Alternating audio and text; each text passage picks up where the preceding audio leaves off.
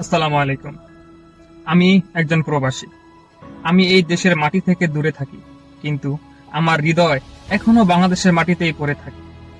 আজ আমি কথা বলতে এসেছি একজন হাদির হয়ে, যার জীবন চলে গেছে কিন্তু তার ন্যায় বিচার এখনো সে পায়নি। আজ আমি প্রশ্ন করতে এসেছি, এই দেশে কি শুধু মরলেই আমরা মানুষ হই? বেঁচে থাকলে কি আমাদের কোনো মূল্য নেই?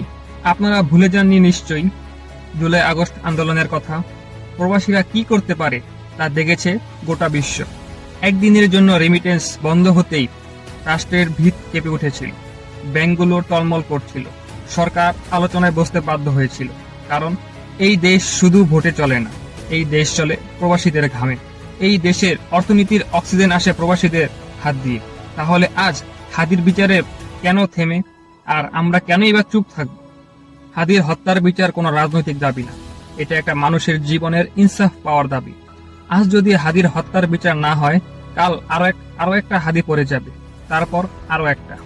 এই দেশে যদি বিচারই না হয়, তাহলে এই দেশের ভবিষ্যৎ থাকবে না। আমরা প্রবাসীরা ভিক্ষা চাই না, আমরা ন্যায় চাই, আমরা দয়া চাই না, আমরা বিচার চাই। আজ আমরা প্রশ্ন তুলতে শুরু করেছি, কাল আমরা সিদ্ধান্ত নেব। হাদির বিচার চাই এবং এখনই চাই। তাই সরকারের কাছে আমাদের সকল প্রবাসীর কথা পরিষ্কার করতে চাই, আর বেশি দেরি নয়, যত দ্রুত সম্ভব আসামিকে গ্রেফতার করুন, বিচারের প্রক্রিয়া দৃশ্যমান করুন, টাইমলাইন দিন। নইলে প্রবাসীরা আইনসম্মত এবং সংগঠিত ও ধারাবাহিক চাপের পথে যাবে, যেটা উপেক্ষা করার সুযোগ আপনাদের আর থাকবে না।